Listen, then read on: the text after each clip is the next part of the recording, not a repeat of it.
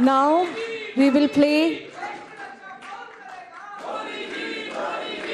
Now we will play the national anthem. Jana Gana मन अधिनायक जय हे भारत भाग्य विधाता।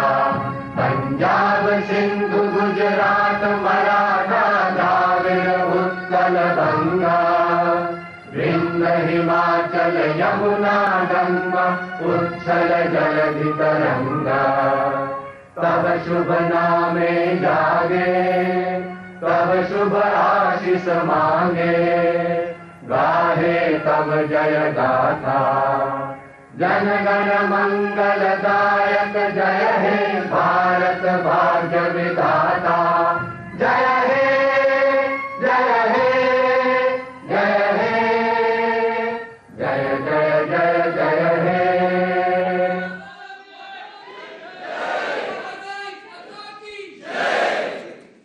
Please be seated, ladies and gentlemen.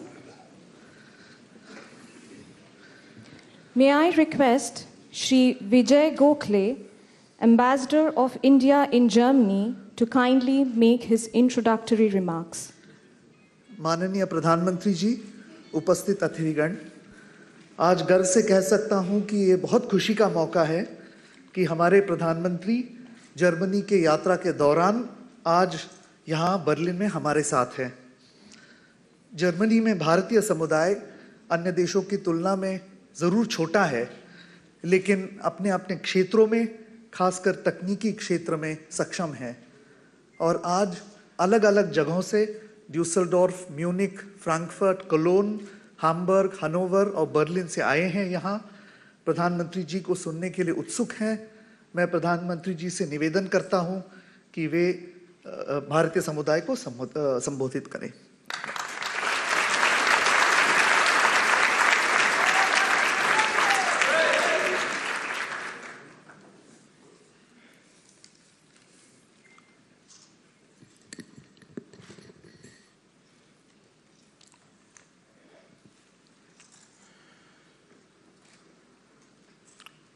उपस्थित सभी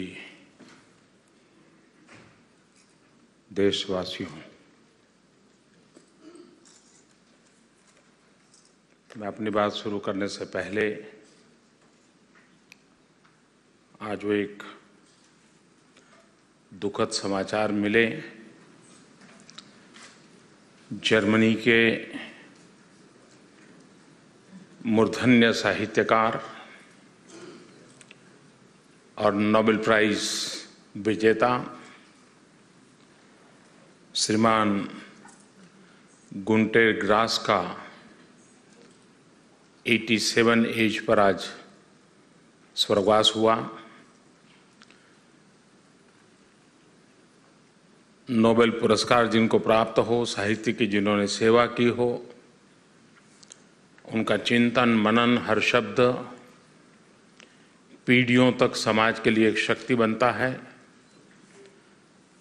उनकी विदाई के समय मैं सभी भारतवासियों की तरफ से उनको आदरपूर्वक श्रद्धांजलि समर्पित करता हूं और उनका जो साहित्य है वो आने वाली पीढ़ियों को भी प्रेरणा देता रहेगा। हमारे यहाँ शब्द को मृत्युंजय माना जाता है। शब्द कभी मरता नहीं है और इसलिए जो साहित्य की साधना करते हैं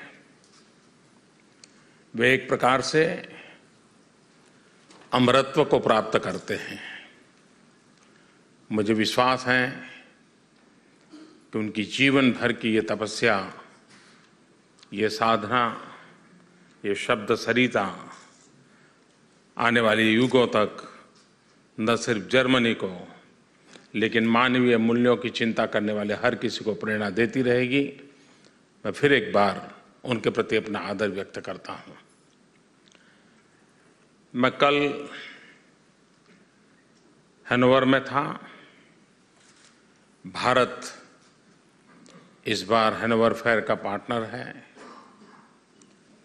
करीब भारत से 400 कंपनियां यहां आई हुई हैं। अब चारों तरफ लोगों को लगता है कि भाई देश विकास की दौर आगे बढ़ रहा है। इस प्रकार के अवसर भारत को शोकेस करने के लिए तो काम आते ही आते हैं, लेकिन हमें बहुत कुछ सीखने का भी अवसर मिलता है। कभी कभार हम अपने मोहल्ले में तो हरक्यूलिस होते हैं,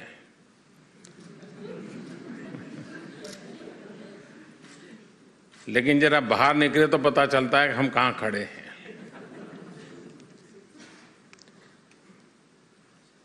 और इसलिए इस प्रकार के कार्यक्रमों में आने से हमें भी भीतर से एक चैलेंज स्वीकार करने का मन बनता है। हमारे भीतर का जज्बा जगता है कि भाई क्या बात है, वो तो आगे निकल रहे हैं, हम क्यों नहीं निकल रहे हैं, चलो हम भी कुछ करेंगे। तो एक प्रकार से ये अंतर्राष्ट्रीय कसौटी है, अंतर्राष्ट्रीय मानदंडों में हम आगे बढ़ रहे हैं कि नहीं बढ़ रहे हैं। मुझे विश्वास है कि भारत से जो लोग आए हैं वे यहां से बहुत कुछ देख करके, सीख करके, समझ करके जाएंगे और उसका लाभ भी मिलता है, हमारा लाभ उनको भी मिलता है। मैं आज मैडम चांसलर के साथ हैनोवर फेयर में अलग अलग स्टॉल से की मुलाकात ले रहा था, तो एक कंपनी ने अपना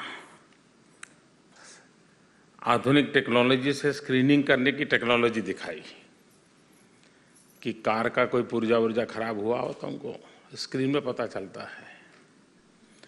तो मैंने पूछा उनको कि ये कार का पुर्जा उर्जा तो देख लेते हैं, लेकिन क्या इस टेक्नोलॉजी का सिक्योरिटी के लिए उपयोग हो सकता है क्या? तो चौंक गए, बोले ये तो हमने सोचा नहीं। बोले हम तुरंत करेंगे। मैंने उनको कहा कि मैं आइडियाज की रॉयल्टी नहीं लेता हूं,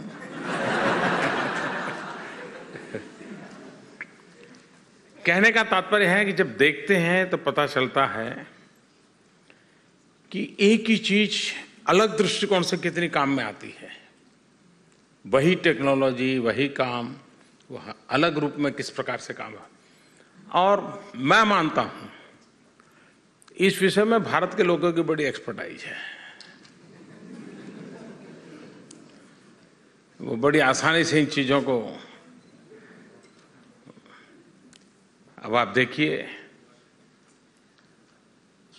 हमारे यहाँ माताएं बहनें खाना पकाने में कितना बढ़िया प्रयोग करती हैं। अब वो घर में भले उसका भारतीयकरण कर दिया होगा, लेकिन चाइनीज डिश भी बनाती होगी और पिज़्ज़ा भी बनाती होगी और मैक्सिकन डिश भी बनाती होगी। तो हमारे लोगों की एक विशेषता है चीज़ों को अपने ढंग से ढालने की। लेकिन ऐसे अवसर पर जाते हैं तो एक प्रकार से हमारी कसौटी होती है, हमें आगे बढ़ने के लिए प्रेरणा मिलती है। सामने वालों को भी ध्यान में आता है कि भाई हम सोचते थे वैसा भारत नहीं है, भारत में तो बहुत कुछ है, ये काम भारत में हो रहा है। तो उनको भी लगता है चलो भाई हम भी अपना उस क्षेत्र में जाएं, हम भी अपना विस्तार करें, विकास करें। एक प्रकार से ये विन विन सिचुएशन वाला मामला होता है। और मुझे विश्वास है कि आने वाले दिनों में भारत की जो विकास यात्रा है, उस विकास यात्रा में मैन्युफैक्चरिंग हब भारत बने, ये समय की बहुत बड़ी मांग है। और अगर हम ये समय खो दिया तो भारत का बहुत लंबे अरसे तक नुकसान होगा। जब दुनिया में औद्योगिक क्रांति हुई थी उस समय भारत गुलाम था। हमारे पास टैलेंट थे, हमारे पास हर प्रकार की क्षमता थी। ढाका का मलमल कितना अंगूठी से पूरा निकलता था, चर्चा में पढ़े थे, सुने हैं, सामर्थ्य था। लेकिन जब इंडस्ट्रियल रिवॉल्यूशन हुआ हम गुलाम थे, और गुलाम होने के कारण हम उस परिस्थिति का लाभ नहीं ले पाए। ऊपर से हमारी जो टैलेंट थी, हमारे पास जो सामर्थ्य था, या तो उसको दबोच दिया गया या तो उसे चोरी करके ले जाया गया और हम वहीं के वहीं रह गए। सेकंड रिवॉल्यूशन आया कम्युनिकेशन का, आईटी रिवॉल्यूशन आया। आईटी रिवॉल्यूशन में हम आजाद भारत के होने के कारण हमारे 20, 22, 24 साल के नौजवान कंप्यूटर पर उंगलियां घुमाते घुमाते दुनिया को हिंदुस्तान की पहचान करा दी। विश्व को भारत का लोहा मानना पड़ा।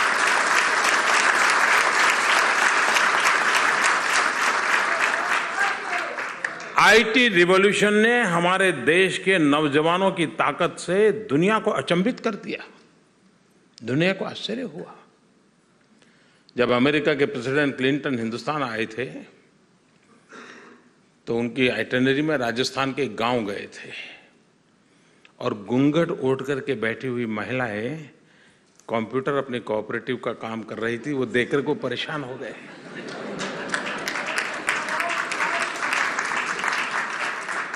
उनको आश्चर्य हुआ, और तब जाकर के वहीं का चुना हुआ एक पंच ने उनको पूछा।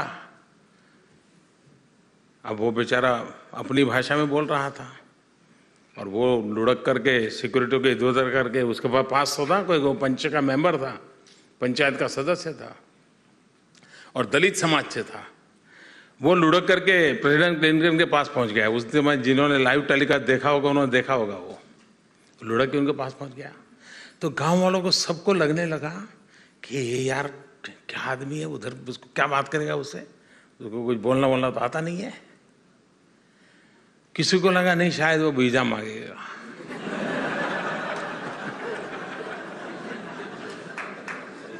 किसी को लगा नहीं यार अपने बेटे के लिए नौकरी मांगेगा। और ताज्जुब की बात है, वो अनपढ़ इंसान, दलित परिवार का बेटा, जो कि इस गांव की पंचायत का सदस्य था, वो क्लिंटन से हाइट में भी बहुत छोटा था, यूं देखता था उसे, और आंख में आंख मिला करके उसने पूछा था कि क्या आप आज भी हिंदुस्तान को पिछड़ा मानते हैं क्या?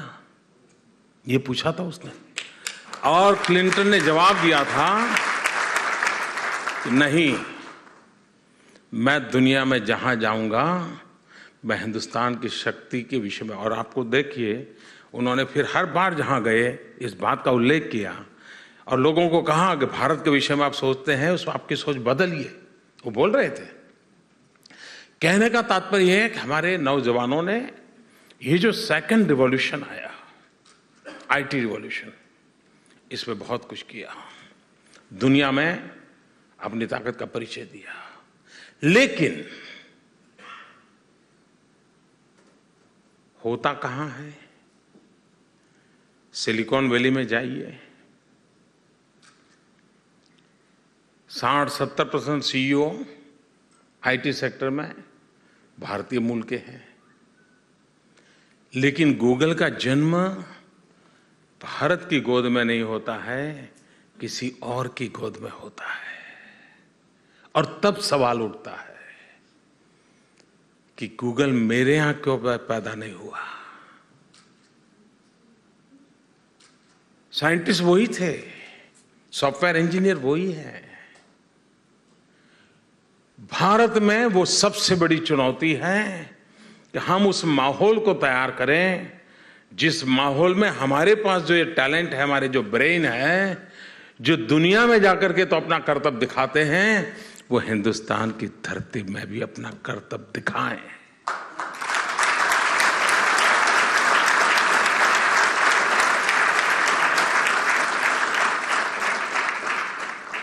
जर्मनी में भी कितनी बड़ी मात्रा में हमारे इंजीनियरिंग फील्ड के स्टूडेंट्स हैं, नौजवान हैं, प्रोफेशनल्स हैं, और यहां की कई कंपनियों में उनका बहुत बड़ा कंट्रीब्यूशन है।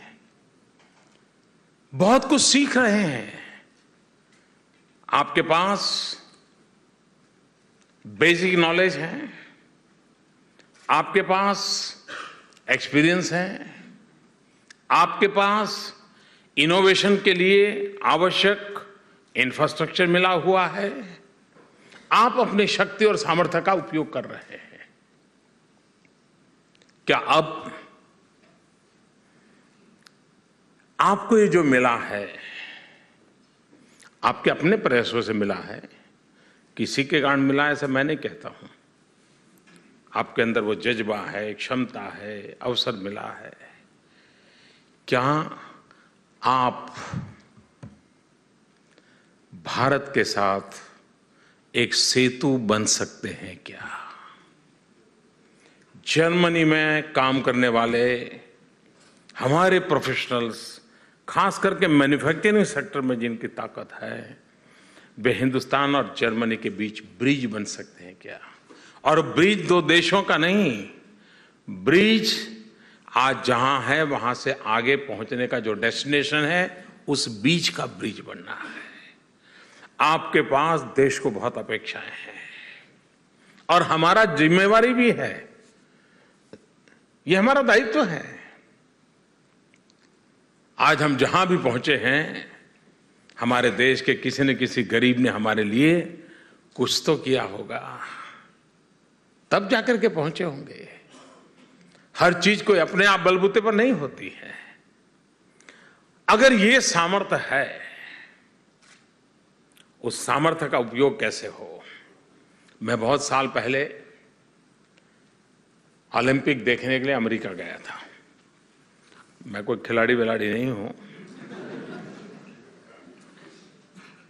और बाद में दूसरे ही खेल में पड़ गया।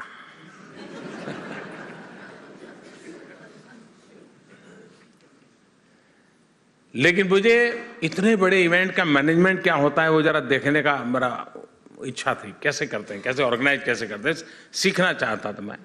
बहुत साल पहले की बात है।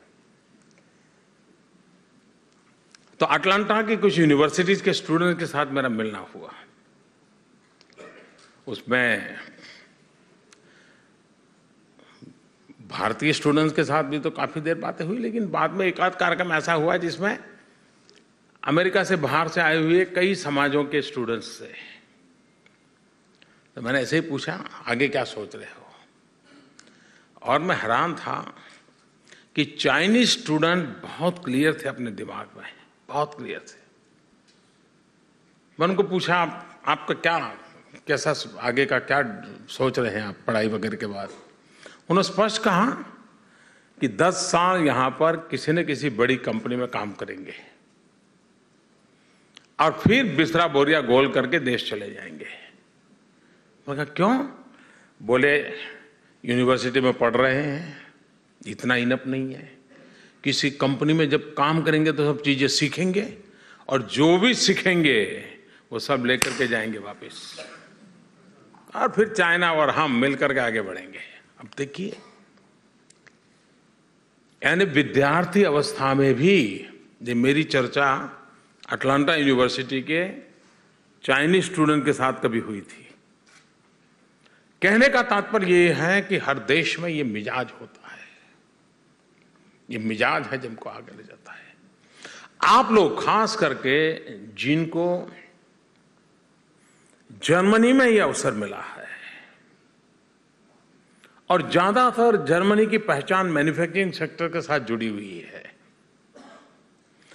भारत का भविष्य, भारत की पहचान बनाने में आईटी रिवॉल्यूशन ने बहुत बड़ा रोल किया है।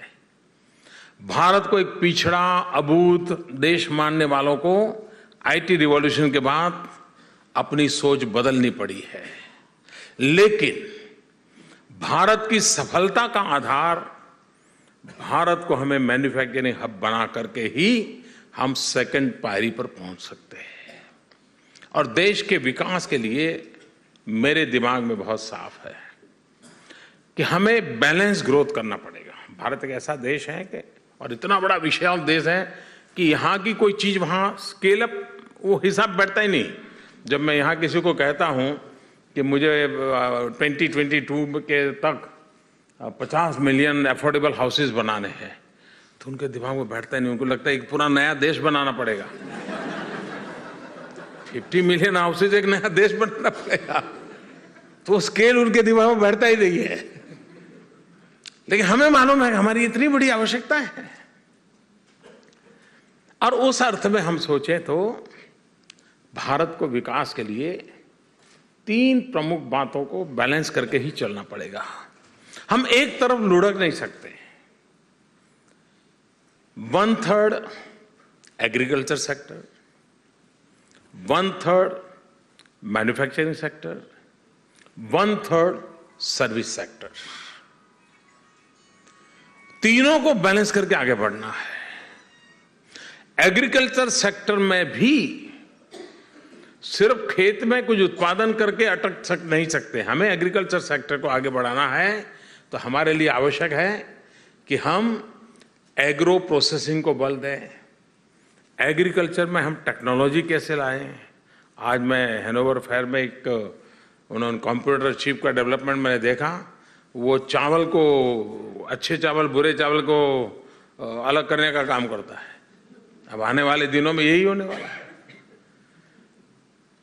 अब ये हमें भी हमारे देश के एग्रीकल्चर को इन बातों पर, एक, प्रति हेक्टर हमारी प्रोडक्टिविटी कैसे बढ़े। प्रति हेक्टर प्रोडक्टिविटी बढ़ानी है तो कौन सी टेक्नोलॉजी, कौन से प्रयोग काम में आएंगे, परंपरागत चीजें कैसे काम आएगी। लेकिन हमारे किसान को अफोर्डेबल हो हमारा एग्रीकल्चर सेक्टर, वो तब होगा जब वैल्यू एडिशन होगा। और हम अच्छी तरह जानते हैं कि कोई किसान बेचारा आम बेचता है तो इनकम कम होती है, लेकिन आम में से अगर अचार बना देता है तो अचार के पैसे ज्यादा मिलते हैं।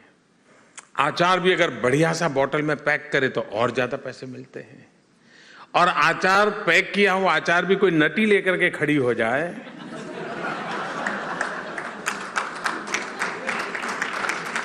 तो और ज्यादा पैसा मिलता है। एक्ट्रेस, नटी है ना एक्ट्रेस, वो खड़ी हो जाए तो और ज्यादा पैसे मिलते हैं कि भाई ये एडवर्टाइजिंग हो रहा है, ये अगर खाती है तो हम भी खाएं। वो खाती है कि नहीं खाती पता नहीं। लेकिन कहने का तात्पर्य यह है कि हमारे एग्रो प्रोडक्ट का वैल्यू एडिशन जितना ज्यादा हम कर सकते हैं। अब उसमें टेक्नोलॉजी लगती है, उसमें नई नई खोज की आवश्यकता होती है। ग्लोबल रिक्वायरमेंट के अनुसार हमको उसको करना पड़ेगा। और आज दुनिया में रेडी टू ईट पैकेजिंग का मामला चल रहा है सब दूर। दुनिया के किसी देश में कहाँ सब्जी पैदा हुई है, कहाँ कटिंग हुआ होगा, कहीं पकी होगी, कहाँ पैक हुई होगी, और पता नहीं दुनिया के किस देश में जाकर के वो खाई जाती होगी। दुनिया काफी बदल चुकी है। हमने हमारे एग्रीकल्चर सेक्टर को विश्व की ये जो चीजें हैं इसके साथ जोड़ना है। चाय में हमने वो सफलता पाई। हम जानते हैं कि चाय में हमें जो सफलता मिली उसके 2 मूलभूत बातें रही है कि चाय ने व्यक्ति के जीवन में एक नई पहचान बनाई, सोशल रिलेशन का वो आधार बन गई, सामाजिक संबंधों के लिए वो एक बहुत बड़ा लिक्विडिटी वाला फोर्स बन गया एक प्रकार से। और दूसरा उसकी सरलता, उसका पैकेजिंग, और कभी किसी ने उससे क्या नुकसान होता है इसकी ज्यादा चर्चा नहीं की, एक्सेप्ट हो गया दुनिया में। चाय के बागानों में खेती करने वाले लोग, बड़ी बड़ी कंपनियां बन गई, लेकिन जो बेचारे मजदूर थे वो वहीं रह गए, क्योंकि अंग्रेजों के जमाने में उसके सारे रूल्स एंड रेगुलेशंस बने थे। उसमें बदलाव आ रहा है। मेरा कहने का तात्पर्य है कि हमारे पास इतनी सारी चीजें हैं, हम हमारे एग्रीकल्चर सेक्टर में प्रोडक्टिविटी बढ़ाने से लेकर के वैल्यू एडिशन के लिए साथ साथ फॉरवर्ड लिंकेज, ग्लोबल मार्केट कैसे मिले। भारत में एक छोटा सा राज्य है सिक्किम, 6-7 लाख पॉपुलेशन है, लेकिन 10 लाख टूरिस्ट आते हैं वहां। बहुत कम लोगों को पता है कि हिंदुस्तान के किस कोने में क्या ताकत पड़ी है। हिमालय की गोद में है, उस तरफ चीन है। उन्होंने एक इनिशिएटिव लिया, छोटा सा राज्य है ऑर्गेनिक फार्मिंग का, और उसने ग्लोबल सारे स्टैंडर्ड पार कर दिए हैं, और आज सिक्किम हिंदुस्तान का पहला ऑर्गेनिक फार्मिंग का स्टेट बन चुका है। अब उनके लिए उनका जो प्रोडक्ट है उसका ग्लोबल मार्केट के लिए दरवाजे खुल गए हैं। हम कोशिश करना चाहते हैं कि उनको ग्लोबल मार्केट मिले, उनका रुपया डॉलर लेके आना चाहिए, ये ताकत होनी चाहिए। ऑर्गेनिक फार्मिंग में से यही है, जिसमें रुपया में हिंदुस्तान में जो माल जाता है वो दुनिया के बाजार में डॉलर में जाना चाहिए, और उस दिशा में काम करने का हमारी कोशिश है। सिक्किम ही नहीं, पूरे देश में, पूरा नॉर्थ ईस्ट, नागालैंड, मिजोरम, मेघालय, सारे प्रदेश ऐसे हैं कि जहां पर परंपरागत रूप से केमिकल फर्टिलाइजर की आदत बहुत कम है। हम उसको ऑर्गेनिक स्टेट के रूप में, ऑर्गेनिक रीजन के रूप में डेवलप करना चाहते हैं। तो चीजों को उस प्रकार से हम बल देना चाहते हैं जिसके कारण उस क्षेत्र में बढ़ा चले। दूसरा है सर्विस सेक्टर। भारत के पास दुनिया को देने के लिए क्या नहीं है जी। टूरिज्म, हॉस्पिटैलिटी, अतिथि देवो भव, ये हमारे ब्लड में है। लेकिन विश्व में हम टूरिज्म, जो कि दुनिया में सबसे तेज गति से किसी एक व्यवसाय का विकास हो रहा है, तो वो टूरिज्म है। $3 ट्रिलियन का वो बिजनेस है, बहुत बड़ा, लेकिन उसका शेयर हिंदुस्तान को कम से कम मिलता है। हमारे भारतीय लोग जो विश्व में रहते हैं, उनके मन में भी देश के लिए कुछ न कुछ करने का मन करता है। मुझे कभी पूछते हैं, कई वर्षों से पूछते हैं, हम देश के लिए क्या कर सकते हैं। अब तुम्हें भगत सिंह बनने की जरूरत नहीं भाई, अब हो गया, वो हमारे नसीब में नहीं था। जो भगत सिंह के नसीब में था हमारे नसीब में नहीं। हम देश के लिए जी तो सकते हैं, देश के लिए मरने का सौभाग्य मिले या ना मिले, देश के लिए जीने का सौभाग्य तो मिलता ही है।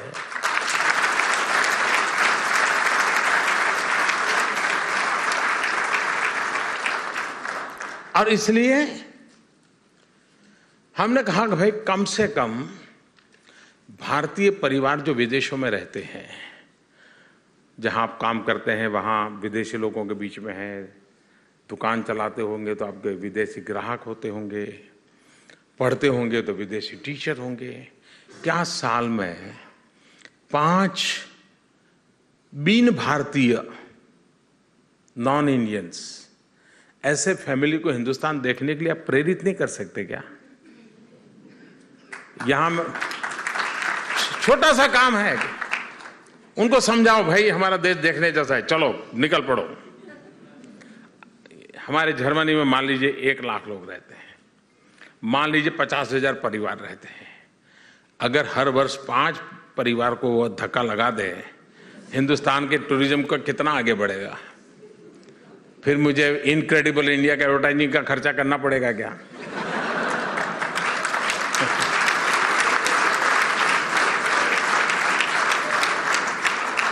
आपसे बढ़कर के इनक्रेडिबल इंडिया की पहचान क्या हो सकती है, मुझे बताइए। आप ही तो हैं इनक्रेडिबल इंडिया, और क्या है? क्या उन पत्थरों में और मूर्तियों में इनक्रेडिबल इंडिया है क्या?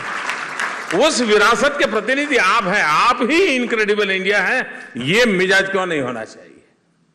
अगर ये मिजाज है, कहने का तात्पर्य मेरा है कि सर्विस सेक्टर, आज पूरी दुनिया में प्रोसेसिंग वर्क इतना कॉस्टली हो गया है, हर कोई आउटसोर्स कर रहा है। आउटसोर्स के लिए हिंदुस्तान में बहुत संभावनाएं हैं। आप यहां कई कंपनियां हैं, जो आउटसोर्स करने के लिए चाहती हैं तो उनको जगह दिखा दी, एड्रेस दे दीजिए, भाई ये जगह है, जाइए करवा लीजिए। सर्विस के क्षेत्र में हमारे देश में बहुत संभावनाएं पड़ी है। पूरे विश्व को आकर्षित करने की हमारी ताकत है। और हमें दुनिया को, हमारी सबसे बड़ी गलती क्या हुई है कि जो चीज उसको अमेरिका में मिलती है, पेरिस में मिलती है, जर्मनी में मिलती है, वो हम हिंदुस्तान में परोसने जाते हैं। नहीं करना चाहिए। हमने हमारे यहां वही परोसना चाहिए जो हमारा है, तभी तो दुनिया हमारे यहां आएगी। हमारी जो विशेषता है उसी से दुनिया को जोड़ना चाहिए। लेकिन हमारी विशेषताओं को साथ हम तब जोड़ पाएंगे जब हम अपनी विशेषताओं पर गर्व करें। हम नहीं करते गर्व जी। हमें लगता है यार, मुझे याद है मैं अमेरिकन सरकार के एक निमंत्रण पे एक बार गया था, तो मैंने उनको मेरी आइटनरी में लिखा था, मैंने पूछा कि अमेरिका के जो कोई सबसे पुरानी चीज है मुझे देखनी है, मुझे दिखाइए। तो उन्होंने मुझे क्या दिया, मुझे पेंसिल्वेनिया ले गए और वहाँ वॉशिंगटन के ज़माने का एक बेल है, वो घंट दिखाया मुझे। बोलिए हमारा सबसे पुराना। अब मेरा यहाँ आप आइए, आप अजंता एलोरा देखिए, आप कोणार्क का सूर्य मंदिर देखिए, हजारों साल पुरानी चीजें। क्या हमारे पास नहीं है जी दुनिया को? मैं गुजरात में पैदा हुआ, गुजरात में रहा। वहाँ एक डॉक्टर हरिभाई गोदानी करके थे, स्वयं तो प्रोफेशनली डॉक्टर थे, लेकिन आर्कियोलॉजी में उनकी बड़ी रुचि थी। आयु भी बहुत हो गई थी, लेकिन वो कह रहे थे उस जमाने में ये सारी गाड़ियां तो थी नहीं, फियाट गाड़ी और एम्बेसडर सरकारी गाड़ी थी, फियाट गाड़ी नागरिकों की गाड़ी थी, पहचान हो गई थी। एम्बेसडर जा रही थी तो मतलब सरकार जा रही है फियाट है तो बोले कोई भला इंसान जा रहा है, ऐसी ही सोच थी। तो उनके पास एक फियाट कार थी, वो मुझे कह रहे थे, मैं उनके पास कभी कभी जाया करता था, ऐसे ही कुछ सीखने को मिले, समझने को मिले। बोले मैंने 20 फियाट गाड़ियां बर्बाद की मेरी कैरियर में, जो भी कमाता था। क्यों? तो बोले मैं जंगलों में चला जाता था, कच्चे रास्तों पे चला जाता था, और कहीं कोई मूर्ति हो, पत्थर हो, कोई पुराना पुरातत्व के कोई खंडहर पड़ा हो तो वहां चला जाता था। एक व्यक्ति का इंडिविजुअल कलेक्शन शायद किसी सरकार से बड़ा था। उन्होंने मुझे एक दिन एक स्लाइड दिखाई, मैं हैरान था। वो स्लाइड पत्थर की एक मूर्ति की स्लाइड थी, 800 साल पुरानी वो मूर्ति थी, कार्बन रेटिंग हुआ था, और उसमें एक गर्भवती महिला का, प्रेग्नेंट विमेन का एक मूर्ति थी, और आधे पार्ट में उसके पेट को काट करके मूर्ति बनाई गई थी, और पेट काट करके बच्चा पेट में किस रूप में है, चमड़ी के कितने लेयर्स हैं, वो सारा पत्थर पे अंकित था। 800 साल पहले पत्थर तराशने वाले को पता था कि गर्भ के अंदर बच्चा कैसे पोजीशन में होता है, चमड़ी के लेयर कितने होते हैं। आप कल्पना कर सकते हो कि ज्ञान और विज्ञान के क्षेत्र में हमारे पूर्वजों ने क्या कुछ नहीं किया होगा। लेकिन इस बात को पहुंचाने के लिए हम एक ऐसे गुलामी के कालखंड में ऐसे जीवित रहे जैसे हमारा सब बेकार है, हमारा सब बेकार है। जब तक हम ये मानसिकता नहीं बदलेंगे, हम हमारे टूरिज्म को बढ़ावा नहीं दे सकते। हमारे पास है, उसके प्रति हमारा गर्व होना चाहिए, अभिमान होना चाहिए। एक बार ये होगा तो फिर चीजें चलेगी। अब आप देखिए, मैं गुजरात का हूं इसलिए मुझे वहां का बात याद आना स्वाभाविक है। लोथल, अहमदाबाद से 80 किलोमीटर दूर एक जगह है लोथल। आपने शायद पढ़ा होगा, याद होगा थोड़ा बहुत। कभी आज जाकर के गुरु को पूछ लीजिए, वो बता देगा। 5000 साल पुराना पोर्ट, 5000 साल, और आर्कियोलॉजी जब एक्सकेवेशन हुआ सारी चीजें निकली। और वो कहते हैं कि 84 कंट्रीज उसके झंडे वहां लहराते थे। मतलब 84 कंट्रीज के साथ 5000 साल पहले उसका व्यापार था।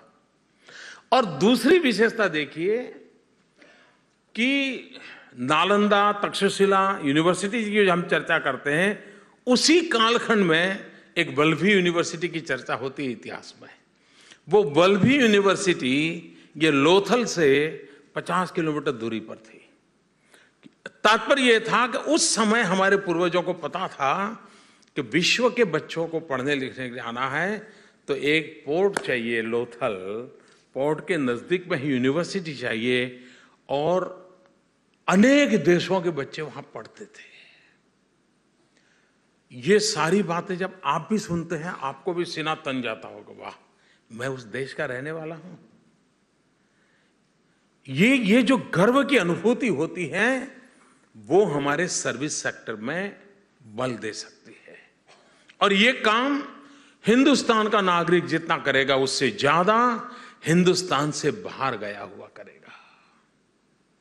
लेकिन बाहर जाने के बाद छोड़ो यार, ये तो देश ही है, हम ही अपनी मजाक उड़ाएंगे तो फिर अपने देश का गर्व कभी बढ़ता नहीं है जी। ये भाव अगर हमारे में पैदा हो, मुझे विश्वास है। और तीसरा जिस पर मैं बल देना चाहता हूं वो है manufacturing sector. Bharat manufacturing hub बनने के लिए उसके पास सब कुछ है। दुनिया में सबसे युवान देश है भारत, विश्व का सबसे नौजवान देश। 35 से नीचे भारत के 65% पॉपुलेशन है, और सारी दुनिया बुढ़ापे की ओर आगे बढ़ रही है। एजिंग बहुत तेजी से बढ़ रही है और भारत जवान होता चला जा रहा है। आने वाले दिनों में एवरेज और बढ़ने वाली है, 25 से नीचे की संख्या बढ़ने वाली है। अब कभी हमें ये संकट लगता था, आज वो सामर्थ्य बन गया है। अगर इन नौजवानों के हाथ में हुनर हो, स्किल हो, मैन्युफैक्चरिंग के लिए बहुत बड़ा अवकाश हो, और भारत एक ऐसा मैन्युफैक्चरिंग हब बने जहां लो कॉस्ट मैन्युफैक्चरिंग हो, zero defect zero effect manufacturing हो। जीरो डिफेक्ट जीरो इफेक्ट मैं इसलिए कह रहा हूं कि ग्लोबली कॉम्पिटिटिव होना है तो आपकी हर चीज जीरो डिफेक्ट की होनी चाहिए, और सिर्फ प्रोडक्ट नहीं, इवन पैकेजिंग भी। Not only that, even weight. अगर आपने लिखा है कि 220 ग्राम है तो इट मस्ट बी 220 ग्राम। आखिरकार क्रेडिबिलिटी है जो दुनिया में ताकत देती है। और इसलिए जीरो डिफेक्ट के साथ हम मैन्युफैक्चरिंग के सेक्टर में ग्लोबली कॉम्पिटिटिव अपने आप को कैसे बनाएं, और जीरो इफेक्ट, एनवायरमेंट पर इसका कोई इफेक्ट न हो, उस प्रकार की प्रोसेस को हमने स्वीकार करना होगा। क्योंकि ग्लोबल वार्मिंग, क्लाइमेट चेंज, ये जो सारी दुनिया चिंता कर रही है, उन समस्याओं से निकलने का रास्ता हिंदुस्तान ही दिखा सकता है। हिंदुस्तान ही दिखा सकता है।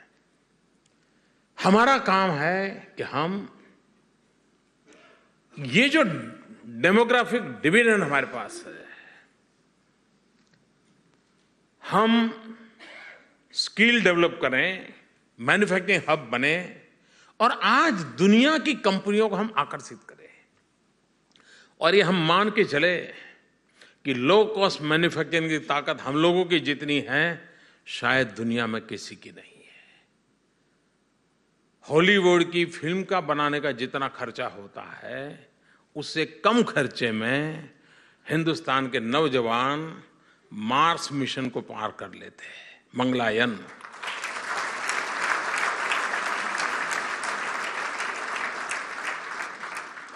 अब मुंबई हो, पुणे हो, अहमदाबाद हो, दिल्ली हो, लखनऊ हो, 1 किलोमीटर का ऑटो रिक्शा में जाना है तो खर्चा 10 रुपये लगता है।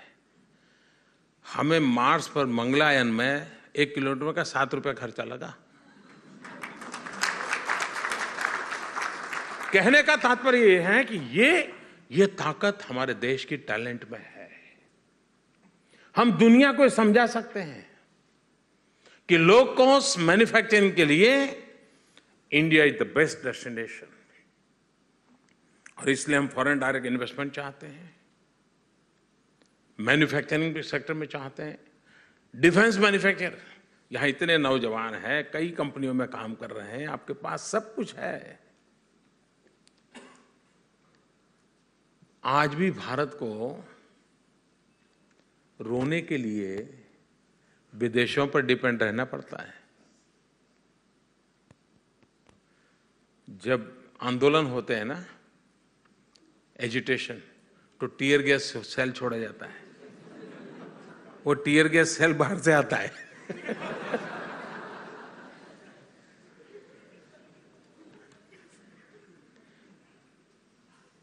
मैं घर में बैठ करके बात कर रहा हूं, ऐसा नहीं कि हमारे पास ताकत नहीं है जी। अब आता ही है तो कौन मेहनत करे। इस मिजाज को मुझे बदलना है। हम खुद क्यों न बनाएं। और इसलिए मेरे लिए मैन्युफैक्चरिंग हब बनना ये सिर्फ आर्थिक कार्यक्रम नहीं है, एक स्वाभिमान का आंदोलन भी है।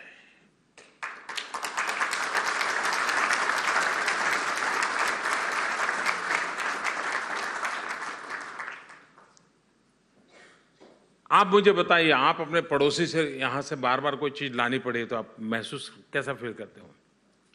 अपने यहाँ पुराने जमाने में गांव में रहते हैं तो कभी मेहमान आ गए और चीनी लानी है तो पड़ोसी के घर से एक कटोरी में चीनी ले आते हैं। लेकिन कैसे लाते हैं? ऐसे साड़ी के नीचे रख करके ले आएंगे।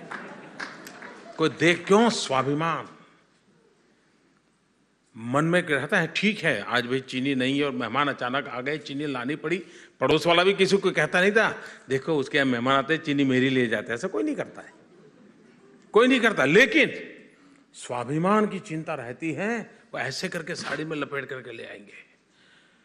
भारत भी बाहर से लाते समय हमारे एक स्वाभिमान का इश्यू होना चाहिए। अब मेरा देश दुनिया को देने वाला देश बनेगा, लेने वाला नहीं रहेगा। ये दिमाग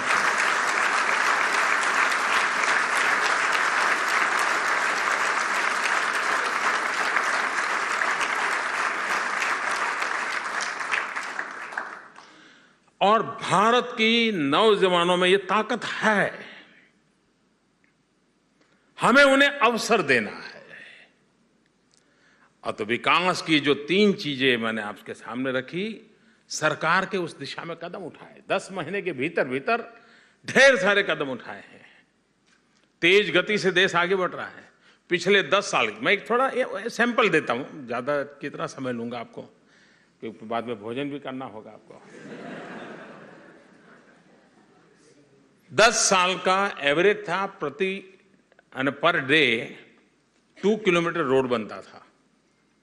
10 महीने का एवरेज है, पर डे 11 किलोमीटर रोड बनता है। काम करने वाली सरकार का मतलब क्या होता है? ये होता है।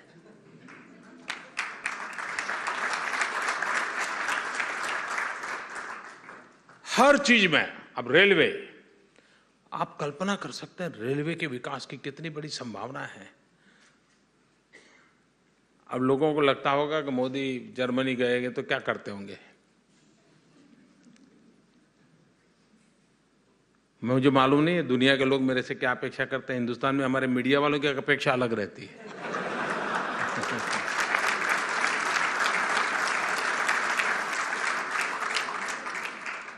मैं कल बर्लिन का रेलवे स्टेशन देखने जाने वाला हूं। कोई कहेगा यार, कोई हिंदुस्तान का कोई ऐसा आदमी आया होगा जो स्टेशन देखने जाए? मैं आया हूं इसलिए कि मेरे मन में है कि मेरे हिंदुस्तान में रेलवे स्टेशन की मुझे शकल सूरत बदलनी है। आज हमारे शहरों में heart of the city railway station है। आप दिल्ली जाइए, लखनऊ जाइए, कानपुर जाइए, नागपुर जाइए, कहीं पर भी जाइए। और कॉस्टलीस्ट लैंड है। और भारत में रेलवे प्लेटफॉर्म ही रेलवे स्टेशन नहीं होता है। गांव के बीच में 20 किलोमीटर रेल चलती है और सोई पड़ी है।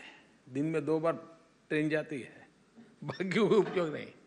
क्या ऊपर बहुत बड़ा एक नया 20 किलोमीटर लंबा रेल की पटरियों पर शहर खड़ा नहीं हो सकता है क्या? स्टेशन आधुनिक नहीं बन सकते क्या? 10 मंजिला रेलवे स्टेशन नहीं हो सकता? नीचे ट्रेन चलती रहे, ऊपर और 50 काम हो सकते हैं जी। विकास कैसे करना, इंफ्रास्ट्रक्चर कैसे बदलाव करना, रेलवे पूरा, हमारे 2 शहरों को जोड़ने वाली जो ट्रेन है उसकी स्पीड को क्यों नहीं बढ़ाया जाए? अगर अहमदाबाद से, अगर दिल्ली से अमृतसर जाना है, दिल्ली से चंडीगढ़ जाना है, दिल्ली से आगरा जाना है, हाई स्पीड रेल बन सकती है।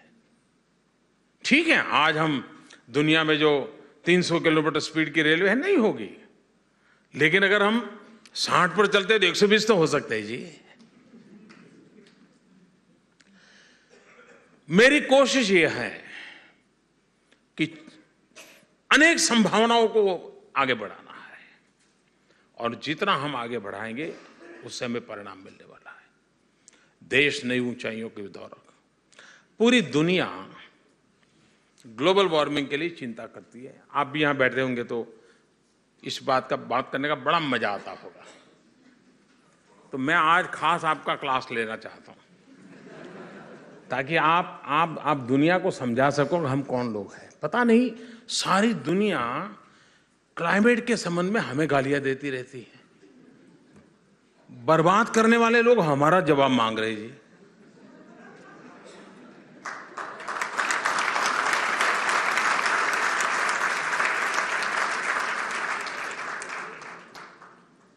अगर प्रकृति की सबसे ज्यादा सेवा किसी ने की है तो भारतीय समाज ने की है।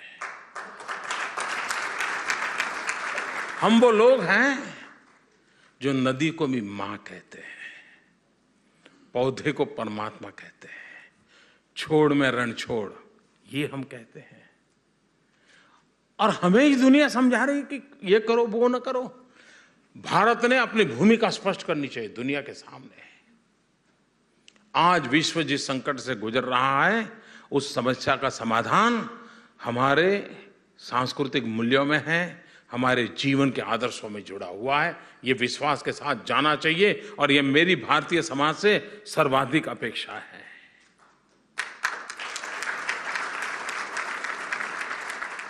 हमारी यहां महिलाएं जितना व्रत करती है हिंदुस्तान में, सारे व्रत देख लीजिए, प्रकृति की पूजा होती है। वो प्रकृति का सम्मान करना ये हमारे यहां संस्कार में होता है।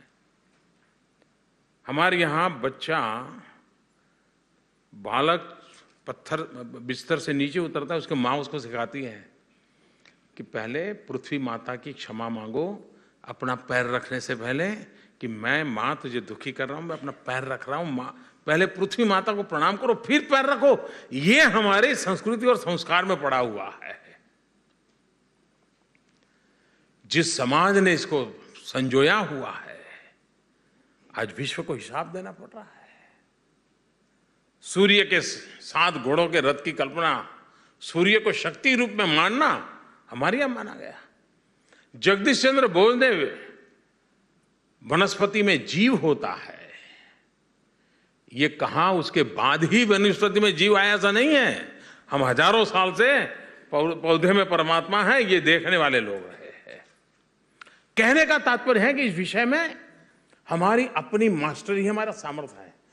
हम दुनिया के जवाब देने लोग नहीं हैं, दुनिया का जवाब हमने मांगना चाहिए कि आप हैं जिन्होंने प्रकृति को तबाह किया है। हम वो लोग हैं जो मिल्किंग ऑफ नेचर में मानते हैं, एक्सप्लॉयटेशन ऑफ नेचर उसे हम क्राइम मानते हैं। और इसलिए दुनिया जिस संकटों से गुजर रही है उसके सामने हमारा तात्विक ताकत है खड़े रहने की, लेकिन जो समस्या है उसका समाधान भी ढूंढना पड़ेगा। भारत ने एक बहुत बड़ा इनिशिएटिव लिया है रिन्यूएबल एनर्जी का। जर्मनी इसमें आज एक मॉडल है, खास करके सोलर एनर्जी में। भारत ने 175 गीगावाट रिन्यूएबल एनर्जी का टारगेट तय किया है।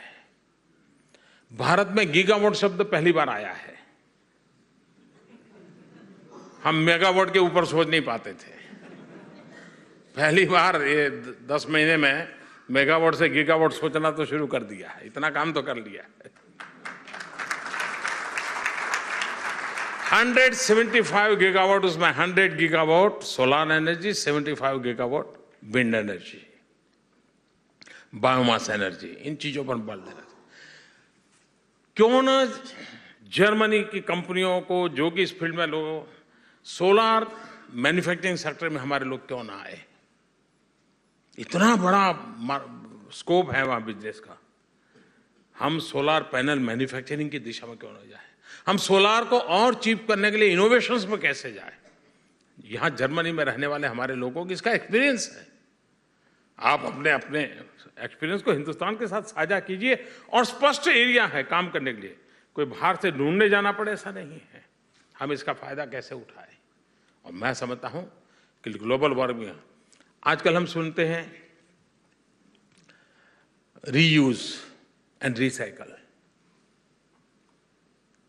मैं समझता हूं हमारे यहां, हमारे डीएनए में है रीयूज एंड रिसाइकल, हमारे डीएनए में है, लेकिन दुनिया हमको पढ़ा रही है। आपने देखा होगा अपने यहां गांव में, घर में दादी माँ रहती है, कपड़े पुराने हो जाए तो उसमें से ओढ़ने के लिए वो बना लेती थी, क्या बोलते हैं उसको, रजाई, रजाई बना देती थी, हैं? वो रीयूज हुआ कि नहीं हुआ? अच्छा, वो भी फट जाए तो फिर उसमें से कपड़ों को खोल करके झाड़ू पोता करने के लिए उपयोग करते थे, हुआ कि नहीं हुआ? यानी एक चीज का कितना उपयोग करना, वो हमारे लोगों की बड़ी एक्सपर्टाइज थी। अब आज रीयूज, रिसाइकल, ये शब्द हमको बाहर से सुनने पड़ रहे हैं। आप देखिए हिंदुस्तान के जीवन में परंपरागत रूप से रीयूज एंड रिसाइकल ये हमारी सहज प्रकृति थी। मां भी, बड़ा बच्चा बड़ा होता था, 12-13 साल का होता था, कपड़े ठीक नहीं होते, वो कपड़े संभाल करके रख देती थी। क्यों? दूसरे वाले के काम आएंगे। यानी और इसके लिए कोई अखबारों में कोई आर्टिकल नहीं छपा था, कोई 24 कलाक कोई टीवी चैनल पे कार्यक्रम नहीं आया था कि ऐसा करो वैसा करो, किसी ने सिखाया नहीं था। ये सहज प्रकृति थी। लेकिन मैं हैरान हूं, हमने अपनी बात दुनिया के सामने सीना तान करके रखी नहीं, और विश्व हमको डांटता रहा कि कार्बन एमिशन कम करो, कार्बन एमिशन करो, जबकि पूरे विश्व में पर कैपिटा देखा जाए तो हम लोएस्ट हैं, लेकिन फिर भी जवाब हमसे मांगा जा रहा है। हम विश्वास के साथ खड़े हो जाएं तो क्लाइमेट, ग्लोबल वार्मिंग, इन सारे विषयों को हम दुनिया को रास्ता दिखा सके, उस ताकत के साथ हम आगे बढ़ना चाहते हैं। COP21 की मीटिंग अक्टूबर में फ्रांस में होने वाली है, सारी दुनिया का ध्यान है, लेकिन हम उसका एजेंडा सेट करेंगे। मैं आपको विश्वास दिलाने आया हूं, भारत एजेंडा सेट करेगा।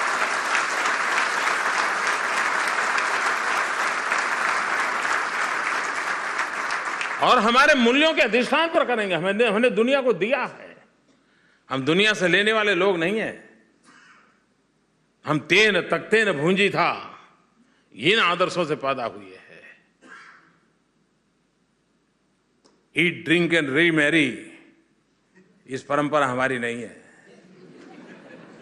हमारी परंपरा है तेन तख्ते न भूंजी था, तेन तख्ते न भूंजी था। जो परंपरा से हम निकले हुए लोग हैं, हम दुनिया को देने के लिए पैदा हुए। हमारी हजारों साल का इतिहास रहा है। इस विश्वास के साथ भारत एक नई ऊंचाइयों को पार करे। और मैं मानता हूं जर्मनी एक ऐसा देश है जिसने भारत को सही स्वरूप में विश्व के सामने प्रस्तुत करने का अविरत प्रयास किया है, और इसके लिए हमें जर्मनी का ऋण स्वीकार करना चाहिए, उनका पब्लिकली थैंक्स कहना चाहिए। मैक्स मुलर से लेकर के कितने ही महापुरुष देखे, कितने ही महापुरुष देखे। एक जमाना था यहां पर रेडियो न्यूज संस्कृत में हुआ करते थे, जबकि भारत में नहीं होते थे, क्योंकि वहां पता नहीं वो सेकुलरिज्म का ऐसा तूफान खड़ा हुआ है कि उनको संस्कृत सुनने में भी सेकुलरिज्म खतरे में पड़ जाता था।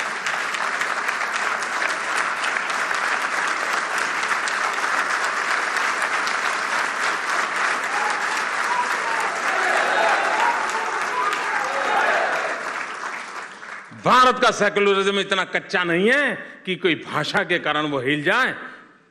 गहरी चट्टानों पर खड़ा हुआ हमारा सर्वपंथ समभाव का, सर्वे पे सुखिनः सन्तु सर्वे सन्तु निरामया सर्वे भद्राणि पश्यन्तु मा कश्चित् दुःख भाग् भवेत्, इस महान आदर्शों को लेकर के हम चले हुए लोग हैं। वो इसे हिलने वाले लोग नहीं है। हमारा आत्मविश्वास हिला हुआ नहीं होना चाहिए, उसमें हमें दम होना चाहिए। मैं इसी विश्वास के आधार पर कहता हूं, 125 करोड़ का देश, 1/6 पॉपुलेशन ऑफ द वर्ल्ड, हम अच्छा करेंगे, दुनिया का अपने आप अच्छा हो जाएगा।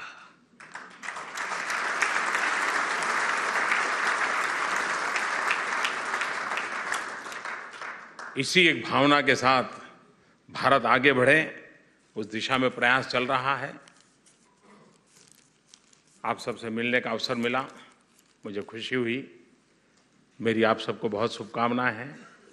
आप बहुत प्रगति करें, भारत का नाम आप जहां भी हो रोशन करें। और मैं आपको एक विश्वास दिलाता हूं, आपका पासपोर्ट का रंग शायद बदल गया होगा,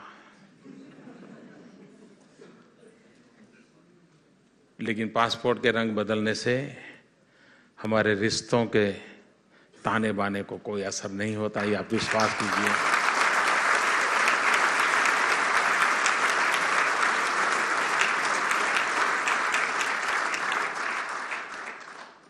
ये देश हिंदुस्तान